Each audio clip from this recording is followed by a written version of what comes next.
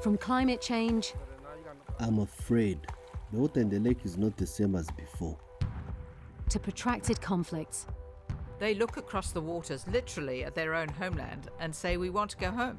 But they cannot go home. To closed borders. I'm very worried, and I'm telling these countries, please don't promote these approaches.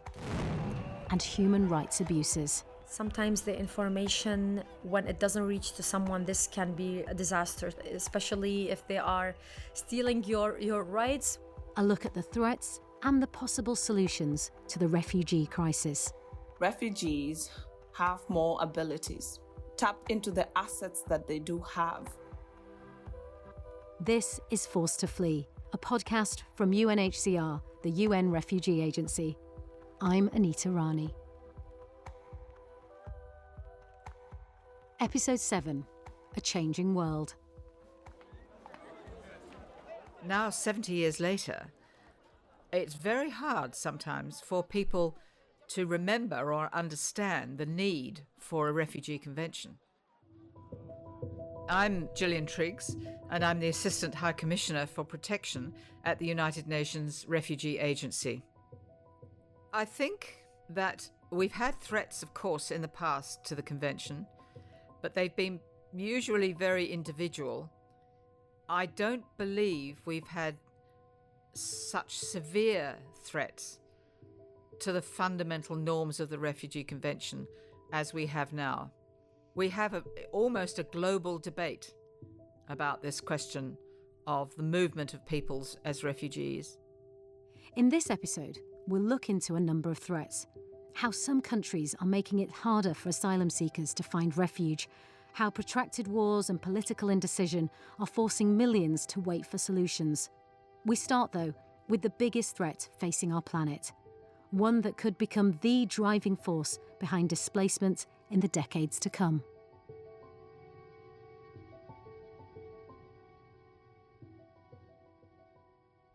Part 1. Climate.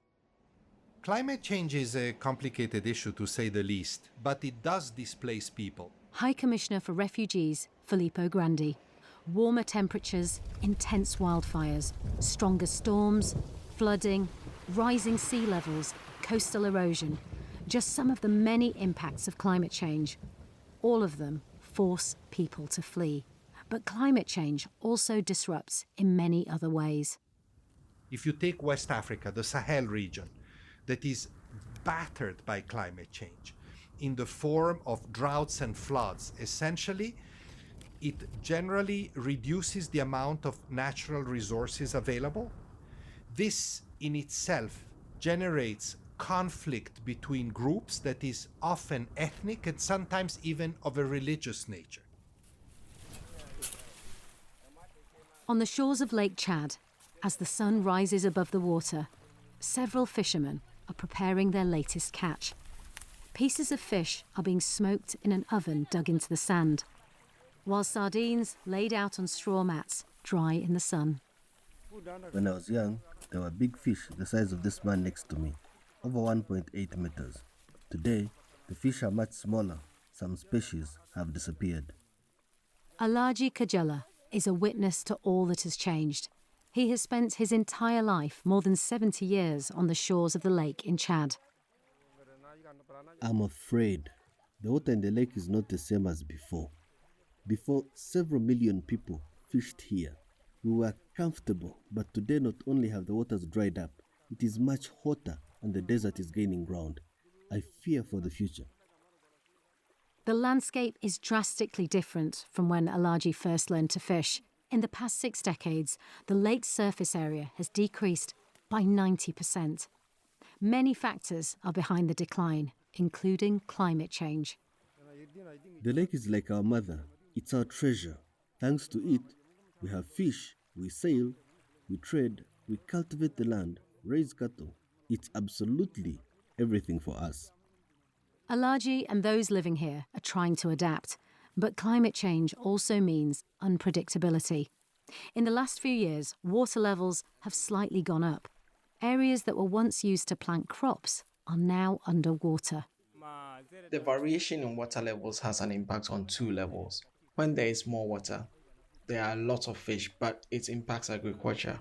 When the water drops, it creates a large space for agriculture, but then not enough fish.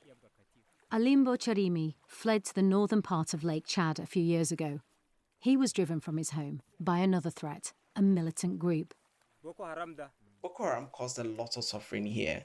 In 2015, when my village was attacked, 8 people had their throats cut. I had to abandon my house. When I see people even far on the water, I am paralyzed.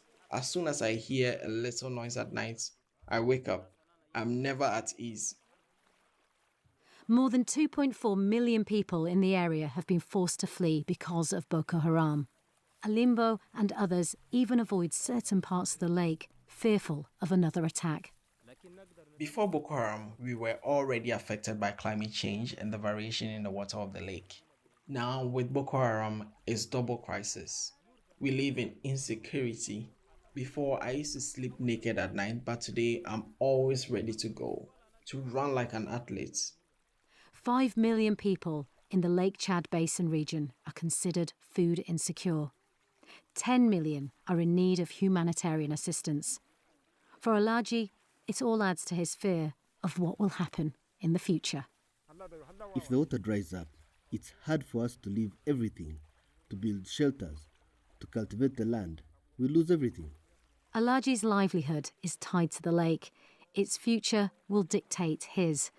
But while his concern is the waters receding, for millions, it's the opposite.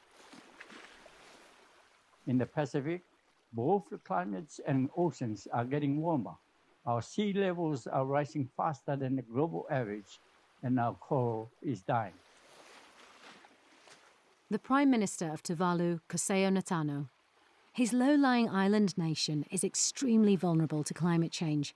Most islands are barely 3 metres above sea level. And that's not the only threat Pacific Island nations face. And some of the most obvious ones are coastal erosion, you have saltwater intrusion, there's more frequency and intensity of tropical cyclones, you have extreme seasons of drought, you have water shortages, you have food shortages because of drought, because of extreme flooding as a result of heavy rainfall. Tammy Tabe is a lecturer at the University of the South Pacific in Fiji. She says countries in the region are trying to adapt. They're planting mangroves and reinforcing seawalls to protect the coast, but they're also looking into another option. One of the key adaptation strategies that's widely talked about is relocations, the future relocation of these communities elsewhere that's more safe. The historical relocation of communities is the focus of Tammy's research. She was drawn to the topic because of her own family's experiences. It concerns my grandparents and our history of how we ended up in the Solomon Islands. Tammy's grandparents were forced to relocate twice. The first time was in the late 1930s. They were moved from the Gilbert Islands to nearby Phoenix Islands. They're all part of the nation of Kiribati today. Tammy says the British administration wanted to redistribute the population because of resources. And my grandparents were part of this group of families, and mainly because they were considered very poor and have limited land. In the early 1960s, they were forced against their will to move again, this time because of severe drought. My grandparents, they were not given agency to decide whether they should stay or to go. Orders were given that they should leave. Restarting their lives for a second time wasn't easy. When they arrived on the island, nothing was ready for them. There were no means of food supplies, and people were housed in a sort of like a big communal house. It was just an island that was given to them, and they were supposed to just make a living out of it. 6 decades on, they still face challenges. The ownership of the land belongs to the government, and it was just sort of lent to them to settle. But they do not have absolute rights to develop the land. So it's still an ongoing issue up until today. Tammy hopes her research will help guide policymakers as they draw up plans for the possible relocation of other communities because of climate change. She says the key lesson from the past: communities need to be consulted. They need to know what their future is going to look like in their new home in the next 10 to 20 years or 30 years and beyond. Tammy says each community is different, so there cannot be a blanket approach. Plus, it depends on where people are moved. Some countries are so small, it's impossible to go further inland. Countries like Kiribati, Tuvalu, the Marshall Islands, where there are atoll islands that not much land. So relocations can be to other islands, or else it could be beyond the country's territory. So elsewhere, either to other Pacific Island countries or to Australia or New Zealand. When she looks to the future, Tammy knows of the challenges, but she is hopeful. I think in the coming years, we'll be experiencing more climate change issues. But I know that Pacific Islanders are very resilient, and I think it should push us to work together, not only as individuals, but also as countries, as organizations, as agencies, to try and build resilient infrastructures that will safeguard our urban cities from the impacts of climate change, but also build resilience capacity in communities so that they can better adapt to climate change impacts. Whatever happens, whether people are forced to move or not, Tammy says they shouldn't be called climate change refugees. The High Commissioner agrees. I think that even without calling them climate refugees, which I would be a little bit nervous about, because, if you start playing with the concepts in a world that is so difficult around these issues, the risk is that you have concepts that are less encompassing. So we need to be careful about that. I'd rather say that there are many situations of natural disaster, of climate impact that generate population movements. And in those contexts, people have to face protection issues that are very similar to those of refugees. He points to a natural disaster in the Democratic Republic of the Congo in May. A volcano eruption near the eastern city of Goma displaced around 400,000 people. Goma happens to be next to Rwanda. Half of these people crossed the border because it was the safest way to seek protection. Rwanda was very good, kept border open, and took people in. It is a form of protection that is given to them, even if it is not the traditional flight from violence or war. But convincing countries to keep their borders open, that's the issue we go to next. Part 2, Externalization.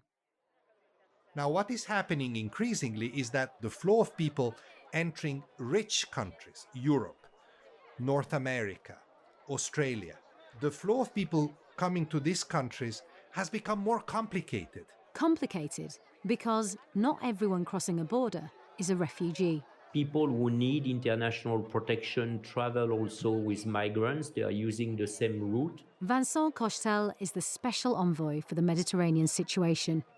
He gives the example of those leaving Mali. For instance, you have half of the Malians leaving for a better economic future somewhere, and another half leaving because their place of residence has been destroyed, because they can be killed by the militant groups there. And it's difficult to distinguish who is who. So the work is more complex. Another complication: refugees fleeing persecution may move more than once. What they will often do is then move from that country to another country where they might have a better economic advantage, or they may have family where they can get support. And so they may start off as a refugee, but they may end up moving so-called secondary movements across Africa, maybe even across the Mediterranean to Europe, where they will be described as economic migrants. So they can be a mixture of the two.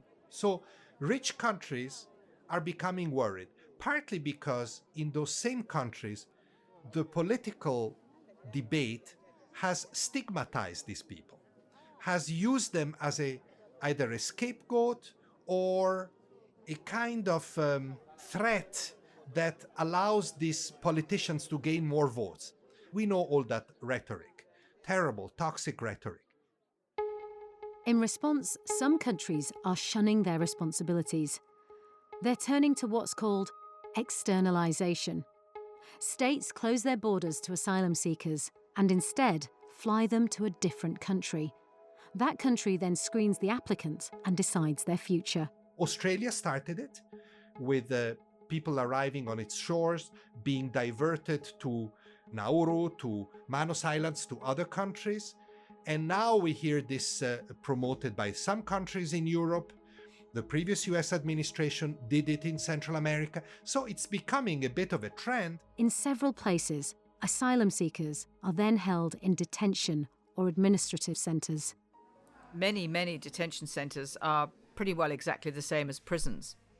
And the real difference between a prison and a detention centre is that if you're in prison, there's every good chance that you've had a trial and you are there with rights. You often have a cell of your own, families can visit, you can study. Prisons are now regulated according to the rule of law.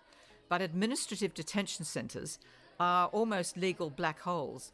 They are places people can go to without end. Only a handful of countries have adopted or are exploring externalization. But the Assistant High Commissioner for Protection says it's a dangerous trend. Now we have Denmark, which is also now looking for a third country under what the Prime Minister declares is a zero asylum policy. No one will be allowed to claim asylum there. They will be transshipped to a third country.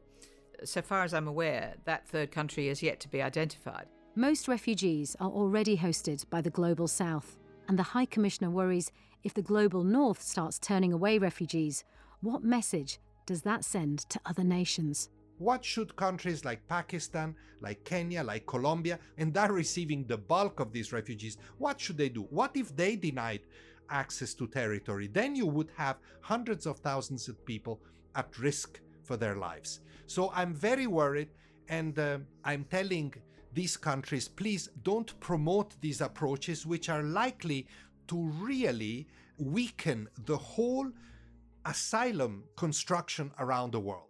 Even the countries that keep their borders open don't always respect the rights of refugees. Next, we introduce you to one person who's advocating for the inclusion of all those who are displaced. Part 3. Inclusion. Sometimes information can save life. This is something that I learned and I believed, especially after I worked with the refugees as refugees for refugees. So Aya Abdullah has been working with refugees almost as long as she's been a refugee. She was just 14 years old when, in 2009, the war in Iraq forced her to flee. we had to pack what we can pack, but very fast. I took a small bag with me and I put in it my math book because I had an exam the following day and I didn't realize that we are leaving the country. I thought that we are gonna come back the next day or in after hours, but then I just found myself in a different country. She found herself in Syria. Her family moved to Damascus. Aya says while she was devastated to leave her home, she didn't find the move difficult. She already spoke the language, Arabic, and she was able to immediately enroll in school. I didn't feel that I was a refugee there. I was more like, if I can say, a guest, because this is how the Syrian people made us feel. You know, they opened their homes, they gave us opportunities to work, to be integrated with them in the schools, to be our neighbors. It wasn't that strange and it wasn't that hard to start from the 0 point in Syria. Aya felt she could build a future in Syria, go to university, perhaps get married, have kids. But in 2011, the crisis in Syria began, and the sounds that forced her out of Iraq would drive her out of Damascus. I was 16 years old when I left from Syria to Turkey. I was very conscious about what's happening because I knew that I was a refugee. I knew that I was going to a different situation. I'm going to a country that I'm not familiar with. In Turkey, she wasn't able to enroll in school right away. Aya had to find a job to help support her family. For 6 years, her family moved from one apartment to another, 12 times, searching for accommodation they could afford. Despite those moves, Aya found a way to balance both work and school, but it was difficult. I felt that I took responsibility bigger than me, and it's not a comfortable zone, and I just wanted to make things work in a different way. She would get her chance, almost by chance. She was 17 and went to the office of one of UNHCR's partners. Because she spoke English, Arabic, and by now a bit of Turkish, she was hired as an interpreter. Was a life-changing point. I still smile when I remember it, to be honest. Aya started working with refugees, informing them about their rights. At the time, hundreds of thousands were arriving in Turkey. It quickly became the country hosting the largest number of refugees. Now, nearly 4 million.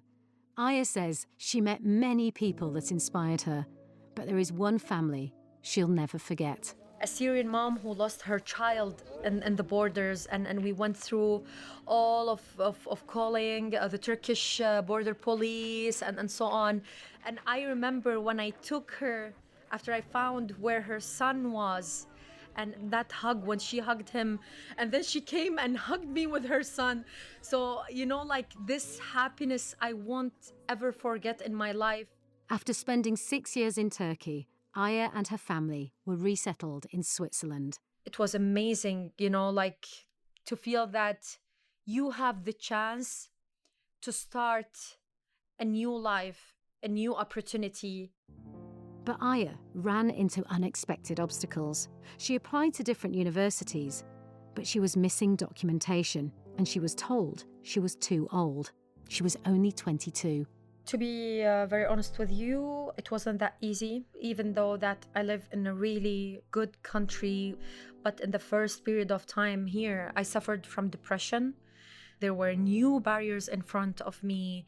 I was stuck in my educational life. I felt that I'm gonna struggle a lot in this country. She didn't give up. Aya kept applying until she got an acceptance letter. It came from Webster University. They said that they are happy to offer me a scholarship in their university. And now I'm in my senior year. I'm gonna graduate in a few months, and I will have a degree of double majors, international relations and media communications. And I mean, oh my God, I just feel like a dream is coming true. During this time, even while studying, Aya didn't stop working for refugees. I decide to be not a destroyer. In 2018, UNHCR selected her as a delegate for the Global Youth Advisory Council. If you want to create peace, it's easy. I was so glad to be a voice for the refugees in front of world leaders, in front of people who can make a decision and can change the refugees' life to become easier and better. Aya is also the president of an NGO linked to her school. Her focus is on helping refugees integrate in Switzerland. She admits she still struggles a bit on that front. Getting a job isn't easy because of her refugee status. That's why for Aya, inclusion is key.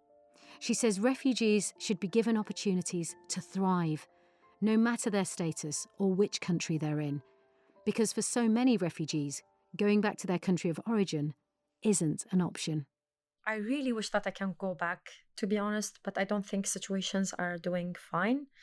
If one day Iraq will get better and it will be a safe place, why not return to my country? It's the country that I was born, and it's the country where I have my roots at. So if one day situations get better and I can do something in Iraq, I won't even think about it. I would just go. Voluntary repatriation was once an option for millions of refugees, but not anymore. Just over 250,000 refugees were able to return to their country of origin in 2020. People want to go home. The million Rohingya in Cox's Bazar in Bangladesh from Myanmar, they look across the waters literally at their own homeland and say, we want to go home. But they cannot go home in the current military environment. That's true of Afghanistan, now entering its 5th decade.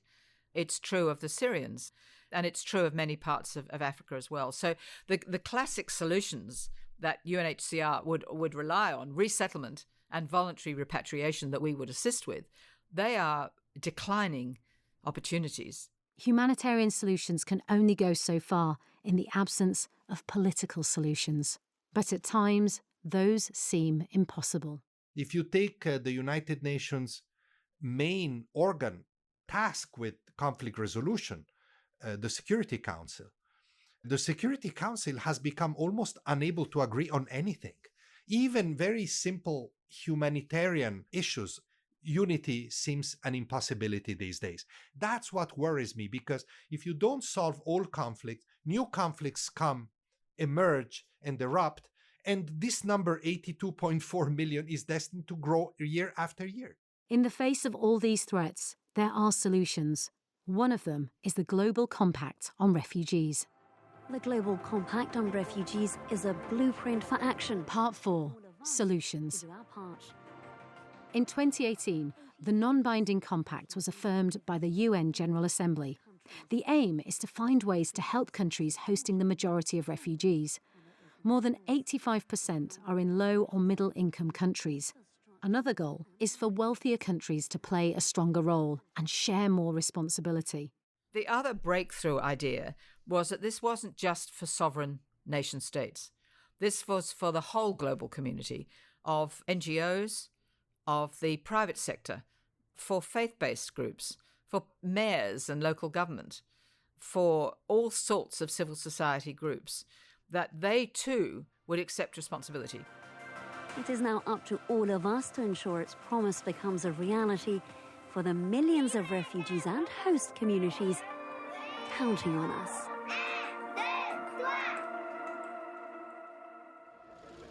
A year later, UNHCR held the Global Refugee Forum. Various governments and groups made 1,400 pledges. They include commitments to expand access to education, create more scholarships, and increase the recruitment of refugees in workplaces. We want to talk about cities working for refugee populations. We want to talk about access to services, to employment. While the idea is to share responsibility, not every country views their obligations in the same way. There are some countries of the global north who say, well, we will invest in the global south so long as people don't move across to us. And that's a sort of rather negative twist on the compact, and some are using the compact in that way. But I'm more optimistic that once COVID lifts, we will be able to work in a more global and interconnected way. That's the ambition. The compact is not a silver bullet that we solve all the problems. But I think that if we seriously engage in supporting it, all of us, really the compact can be transformative. It is my great pleasure and honor to declare open the 76th regular session of the General Assembly. Every September, world leaders gather at the UN General Assembly to pitch their vision for the world. We asked 3 refugees we met in this podcast, Mary Maker, Aya Abdullah, and Guled Maya, what they would say if they were standing at that green marble podium. Because for any solution to work, those displaced need to be part of the discussion.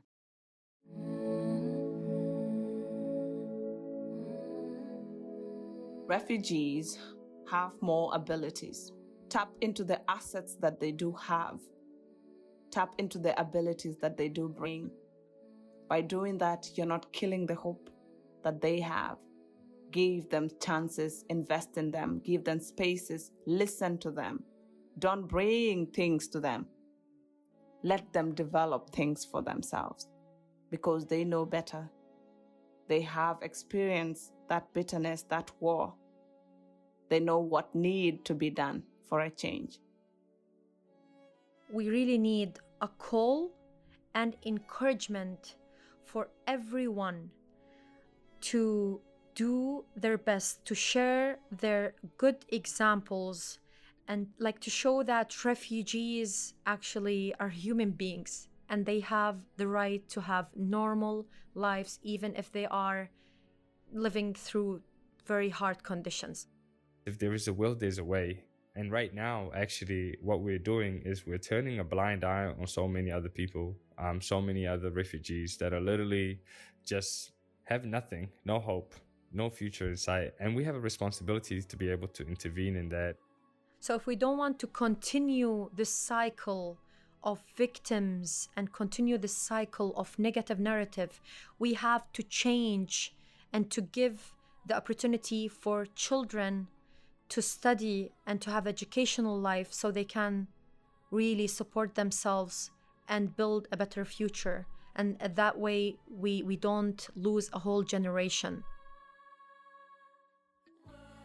I feel like if refugees are given more spaces in terms of more classrooms, more books, knowledge is the greatest element that you can ever give to a refugee, because they develop themselves from that. They know the problems that they face or what made them flee. And so they would be in a better chance of correcting that and being able to go and dig into that knowledge that will correct the wrongs that were done in their countries. So if you give refugees resources to be able to access knowledge and learning, they're able to achieve so much in the future. The thing that world leaders need to start to recognize now more than ever before is that this isn't at your expense. Actually, we're advantageous for you. You know, studies show again and again that we're a benefit to host societies, both economically, socially. We all have a story of wanting to succeed, determined to contribute to our communities. So this is actually an opportunity to be able to capitalize on enriching your nations, both socially and economically. It's an opportunity to also be part and play a key role in addressing the global refugee crisis.